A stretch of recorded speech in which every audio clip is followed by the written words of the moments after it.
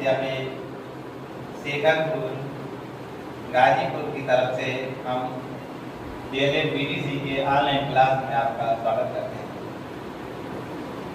संस्था के संस्थापक क्षेत्र के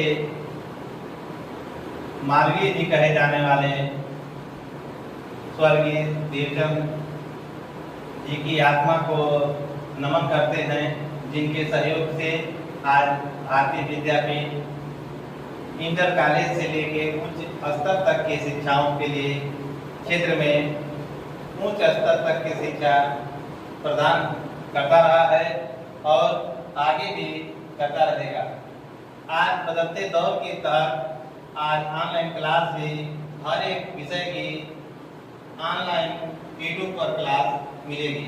इसी के तहत आज डीएलएड शिक्षा की संकल्पना करना है। इसमें प्राचीन तथा अर्वाचीन एवं महत्व दोनों चीजों पर पढ़ना है। जो शिक्षा की संकल्पना है, आज के डेट में प्राचीन समय में शिक्षा का अर्थ लिया जाता था विद्यालय शिक्षा से, जबकि आज के डेट में शिक्षा जो अर्वाचीन के अर्थ में है कि आज के दिन में निरंतर चलने वाली प्रक्रिया है, जो इसका आज के समाज में आज के विद्यार्थियों के लिए बालकों के लिए इसका बड़ा महत्व है। दूसरा है शिक्षा के उद्देश्य एवं वर्तमान भारत में शिक्षा के उद्देश्यों को प्रभावित करने वाले कौन कौन से कारक है, उसको पढ़ना है। शिक्षा के उद्देश्य जो पहले था प्राचीन समय में आध्यात्मिक विकास करना, लेकिन आज के वर्तमान समय में आध्यात्मिक के साथ साथ चारित्रिक, नैतिक, सामाजिक, समन्वित सभी गुणों का विकास करना है जो शिक्षा का उद्देश्य है। इसके प्रभावित करने वाले जो कारक है सामाजिक है, आर्थिक है, नैतिक है, चारित्रिक है, ये सब है। और शिक्षा के प्रकार में आप चलते हैं तो एक है औपचारिक शिक्षा, दूसरा अनौपचारिक शिक्षा और तीसरा है दूर शिक्षा। औपचारिक शिक्षा के अंतर्गत वे शिक्षा आती है जो विद्यालय में निश्चित लोगों द्वारा निश्चित विद्यार्थियों को निश्चित समय और निश्चित पाठ्यक्रम द्वारा दी जाती है, जो विद्यालय शिक्षा से ली जाती है। जबकि अनौपचारिक शिक्षा, इसमें कोई बांध नहीं होता है, हर जगह हर व्यक्ति हर समय शिक्षा परिवार से, समाज से कहीं भी इसको मिल सकती है। अधूरा शिक्षा उन लोगों के लिए है जो विद्यालय जाने में असमर्थ है, घर बैठे ऑनलाइन टीवी टेलीविजन आदि से शिक्षा प्राप्त कर सकते हैं, उनके लिए दूर शिक्षा की व्यवस्था की गई सरकार भी। और इसके बाद प्रारंभिक शिक्षा की पृष्ठभूमि में हम देखेंगे प्राचीन काल की जो शिक्षा थी, पहले गुरुकुल एवं बौद्धकालीन शिक्षा।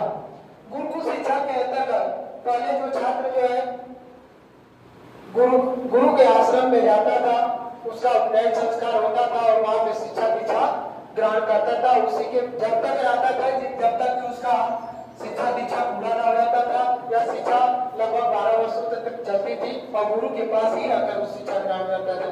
वही जब बौद्धकालीन शिक्षा आई तो यह शिक्षा जो है बौद्धकालीन शिक्षा बौद्ध विहारों, मठों आदि में दी जाती थी, जो बौद्ध भिक्षुओं द्वारा दी जाती थी और छात्र वहां पे रहकर अपनी शिक्षा दीक्षा ग्रहण करते थे।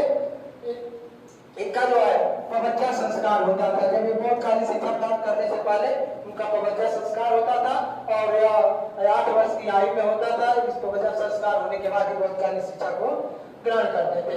इसके बाद आते हैं मध्यकालीन शिक्षा, जो मुगलकालीन शिक्षा के नाम से जाना जाता है। इस समय शिक्षा जो है बच्चों को 4 वर्ष 4 माह 4 दिन का जब बालक होता था तो उसको बिस्मिल्लाह संस्कार होता था और वह उस बालक से कुरान की आयतें पढ़ाई जाती थी। अगर नहीं पढ़ पाता था किसी कारणवश तो उसको बिस्मिल्लाह करके उस शिक्षा दीक्षा दी जाती थी। जो शिक्षा का केंद्र था मकतब और मदरसा था। मकतब जो है प्राथमिक शिक्षा केंद्र था, जबकि मकतब है मदरसा जो है उच्च प्राथमिक शिक्षा के लिए जाना जाता था। इसके बाद हम आगे चलते हैं। प्रमुख शैक्षिक जो विचारधाराएं हैं और विचारक है उनके बारे में चर्चा करेंगे। उसमें आते हैं, पहला है स्टेप है आदर्शवाद। आदर्शवाद में जो है प्लेटो जो है इसके जन्मदाता माने जाते हैं, जिन्होंने आदर्शवादी विचारधारा को शिक्षा के क्षेत्र में लाने का श्रेय इन्हीं को जाता है। जो इन्होंने अध्यात्म आत्मा और आत्मा के स्वरूप के बारे में शिक्षा का उद्देश्य माना था। आत्मा की शुद्धि को, आत्मा आध्यात्मिक विकास करने का इनका मुख्य उद्देश्य था। जबकि प्रकृतिवादी जो है प्रकृति का नारा दिया इन्होंने। प्रकृति के दौरान इनका कहना था कि शिक्षा जो है प्रकृति जो बालक को स्वयं प्रकृति ही शिक्षित करेगी। इसमें अध्यापक जो है, शिक्षक जो है मार्गदर्शन करता है, जबकि शिक्षा देने का कार्य स्वयं प्रकृति करती थी। ये रूसो का विचार था। जबकि प्रयोजनवाद के जब जाता है जॉन डीवी जो है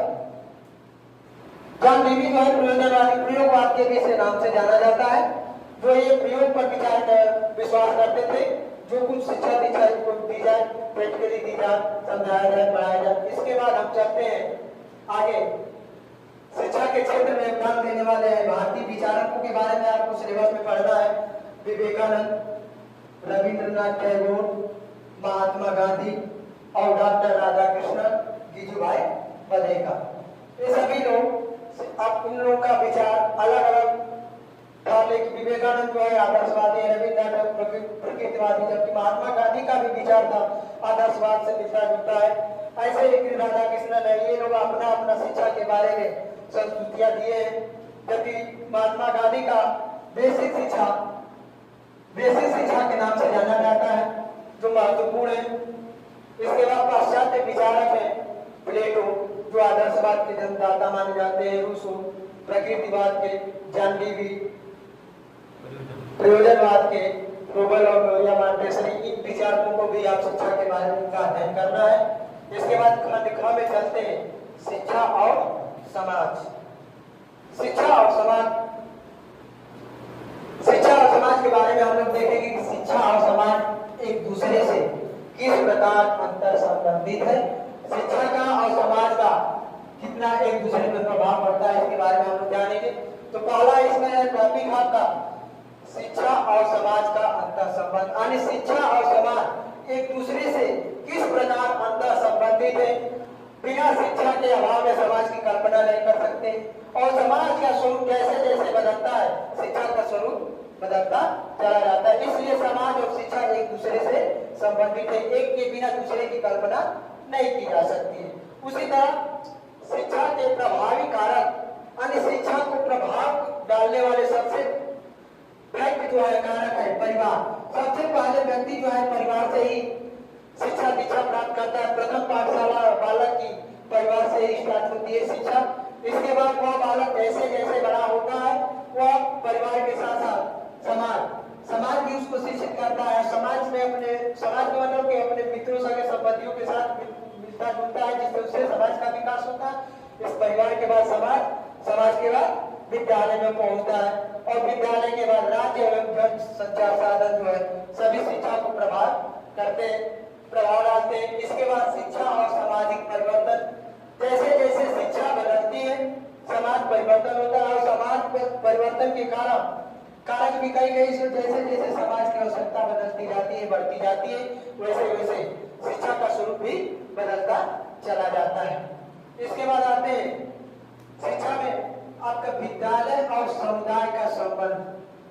शिक्षा ग्रहण करने में विद्यालय और समुदाय का कितना संबंध है, इसके बारे में चर्चा है आपके सिलेबस में है, जिसमें विद्यालय मुख्य है सामुदायिक केंद्र के रूप में। यानी विद्यालय पे ही जो है सामुदायिक केंद्र के रूप में, यानी विद्यालय पे हर समूह के, हर क्षेत्र के छात्र आते हैं, हर परिवेश से आते हैं, एक ही विद्यालय पे आते हैं, जिससे उनका सामुदायिक विकास होता है। इसके बाद अब लास्ट चलते हैं उभरते समाज में प्रमुख मुद्दे।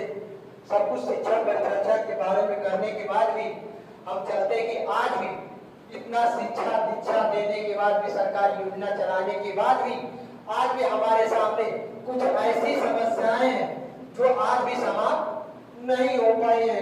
जैसे उभरते समाज के मुद्दे जो है, शिक्षा का सार्वभौमिकरण, शैक्षिक अवसरों की समानता, ये क्यों कहा जाता है? क्योंकि शिक्षा का भले सरकार तमाम योजना चलाए, सर्व शिक्षा अभियान चलाया, मिड डे मील चलाया, तमाम स्कूल चलो अभियान चलाया, लेकिन इतना सब कुछ होने के बाद भी आज भी शिक्षा का सार्वभौमिकरण नहीं हो पा रहा। और शैक्षिक अवसर, यानी सभी बच्चों शैक्षिक अवसरों का मतलब कोई भी जाति हो, धर्म हो, लिंग हो या भेद हो, या किसी के आधार पर आप शिक्षा से वंचित उन छात्रों को नहीं कर सकते। सबको शैक्षिक अवसरों का समान अधिकार, मूल अधिकार है, सबको मिलना चाहिए।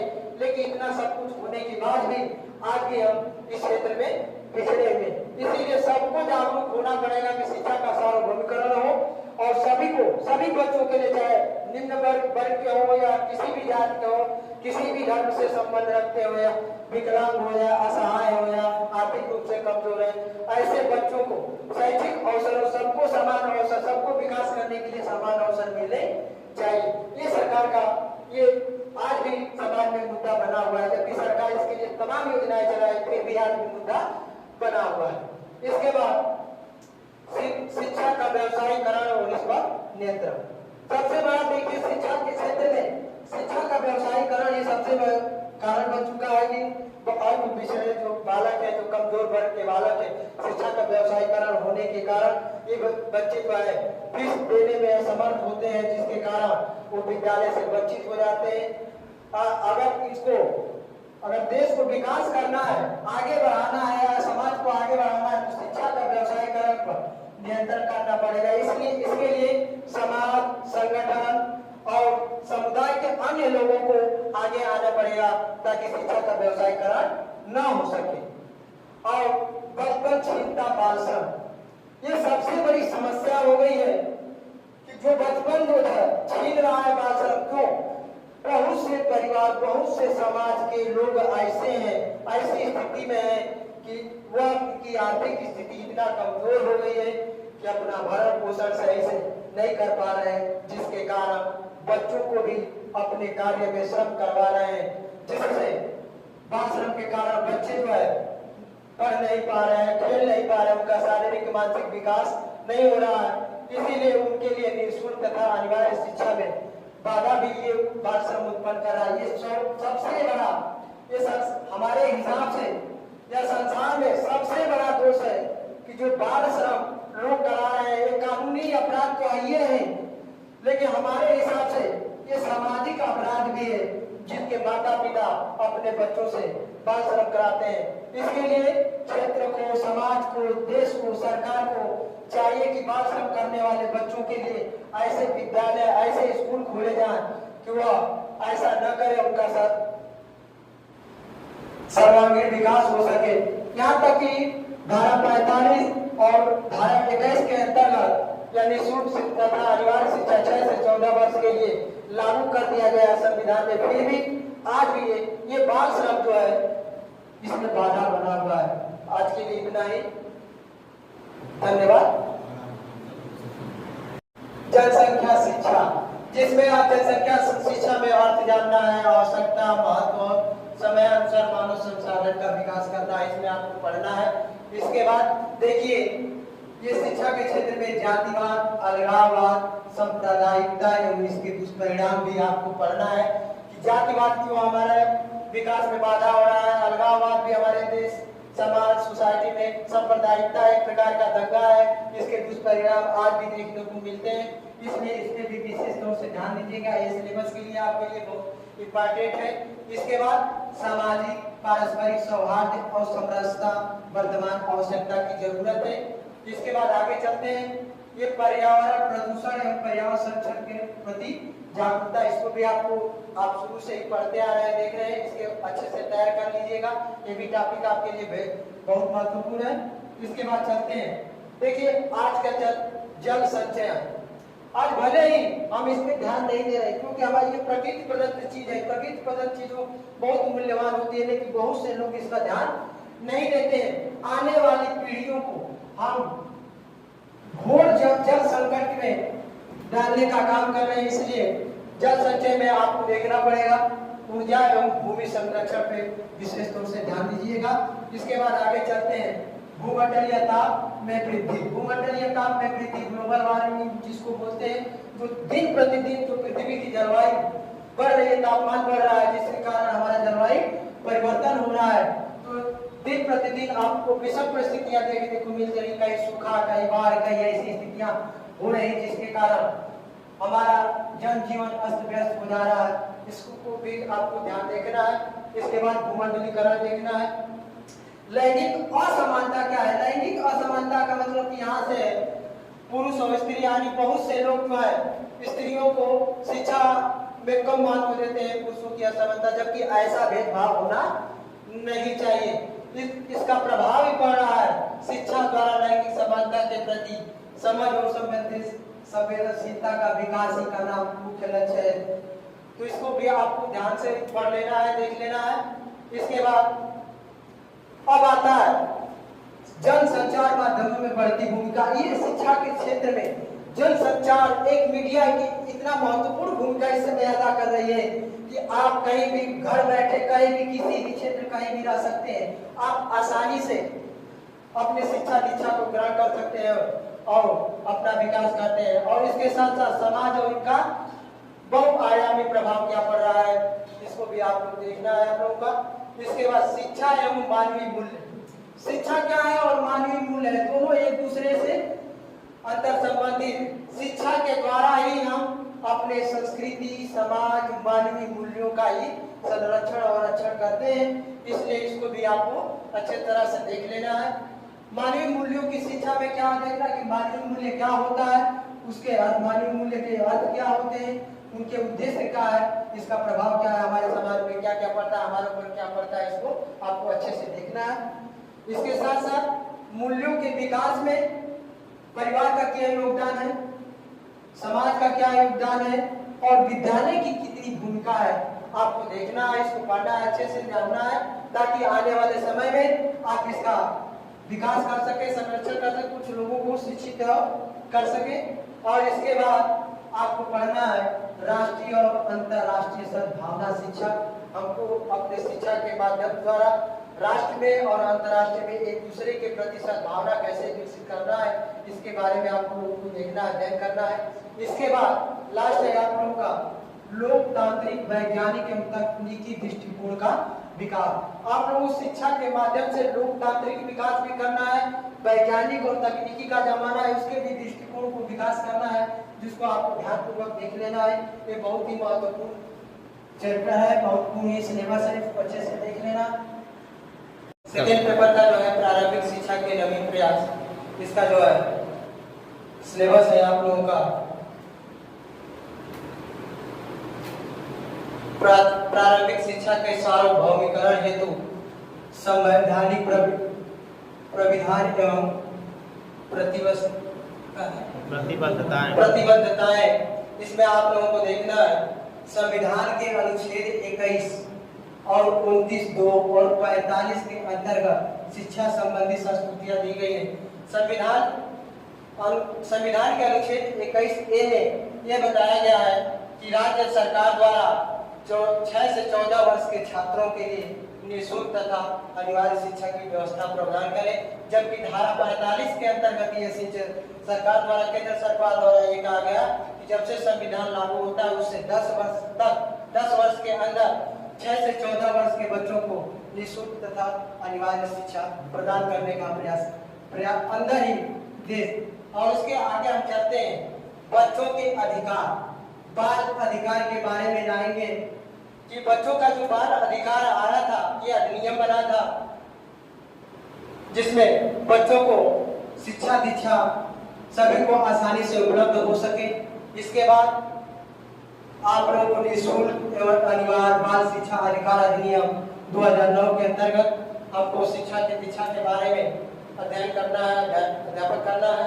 इसके बाद प्रारंभिक शिक्षा के संदर्भ में गठित आयोग एवं समितियां, विभिन्न जो समितियां हैं जो प्रारंभिक शिक्षा में गठित हुई थी, जो अपनी संस्तुतियां दी थी समय समय पर, जिसमें आपको पढ़ना है कि स्वतंत्रता के पूर्व एवं पश्चात की संक्षिप्त जानकारी आपको पढ़ना है।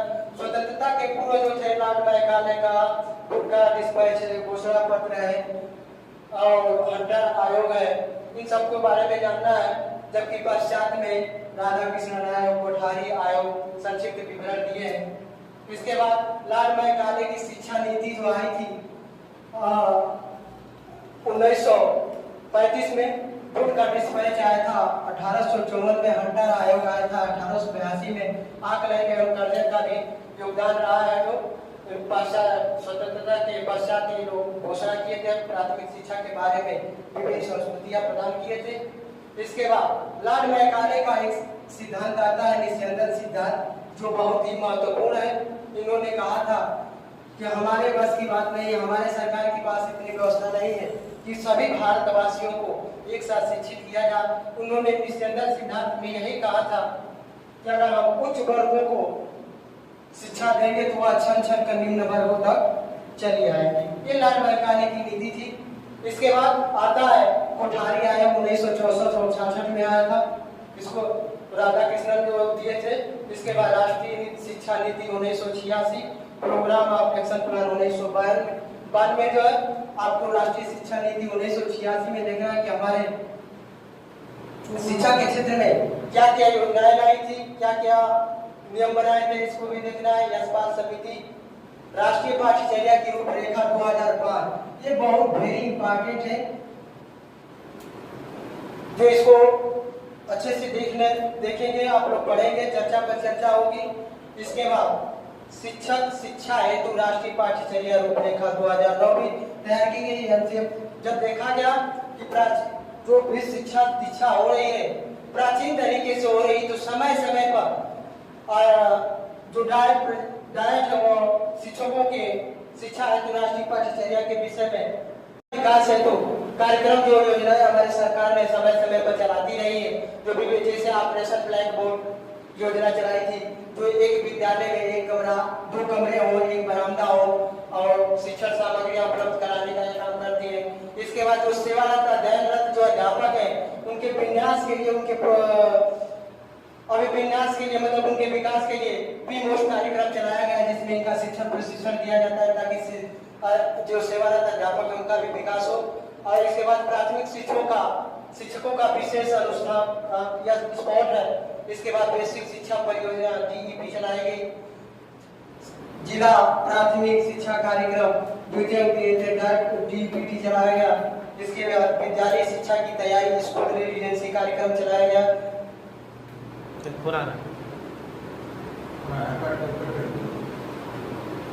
तो लक्ष्य है, उद्देश्य है, उसको आसानी से प्राप्त किया जाए। सर्व शिक्षा अभियान आया था 2000 में, जो लागू हुआ था 2002 में। तो सर्व शिक्षा अभियान के तहत हर जगह 1 किलोमीटर के दायरे में, सब 1 किलोमीटर के दायरे में हर गांव के आसपास एक प्राथमिक विद्यालय और 2 किलोमीटर के दायरे में कुछ प्राथमिक विद्यालय हो, ताकि 100% बच्चों का नामांकन हो सके। इसके बाद national program of education 10 estimation level आएगा, जो लड़कियों के लिए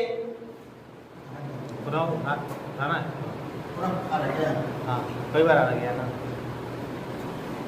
शिक्षा को आगे बढ़ाने के लिए यहाँ तक कि स्कूल चलो अभियान आदि समय समय पर स्कूल चलो अभियान जो शिक्षक और छात्र मिलकर गांव-गांव में घूम के चलाते हैं, कि ताकि 100% नामांकन हो जाए।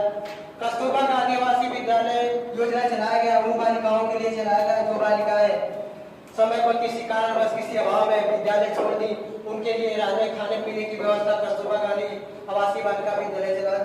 इसके बाद ECCB कार्यक्रम चला, राष्ट्रीय बाल श्रम परियोजना चला। इसमें बाल श्रम को रोकने के लिए मध्याह्न भोजन, मिड डे मील, पोषाहार वितरण, जो बच्चे कुपोषण के शिकार हो पाते थे उनके लिए बचाव के लिए मध्याह्न भोजन, मिड डे मील, ताकि इससे आकर्षित होकर बच्चे 100% विद्यालय में नामांकन कराए।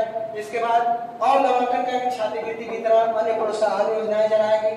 इसके बाद निःशुल्क पाठ्य पुस्तक, गणवेश, बच्चों की फर्नीचर आदि की सुविधाएं 100% नामांकन हेतु चलाए गए।